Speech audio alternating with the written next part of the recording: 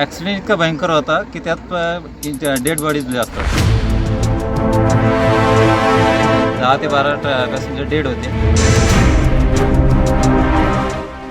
अजून काही काय नाही फक्त काढून गेले बाहेर. ए सोन्या सोन्या वर रे.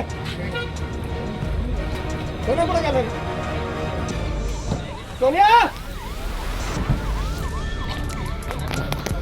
सकाळी 6:15 वाजता एका ॲक्सिडेंटचा आवाज आला म्हणून आम्ही जागा झालो. इथं शेजारी राहतो.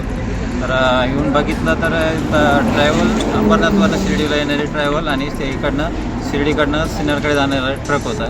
ट्रॅव्हल ट्रकला धडकली. त्यात ट्रॅव्हल पलटी झाली आणि सर्व पॅसेंजर जे होते ते का पूर्ण ट्रॅव्हल जी होती ड्रायव्हर साईडनी कापलेली होती आणि पॅसेंजर बरेच पॅसेंजर रोडवरती काही पडलेले होते. काही ट्रॅव्हलमध्ये गुंतलेले होते पूर्ण. आणि त्यात मग 10 ते 12 पॅसेंजर डेड होते आणि 26-27 पॅसेंजर मेजरली इंजर्ड होते. त्यांना 108 नंबरवरती कॉल केला.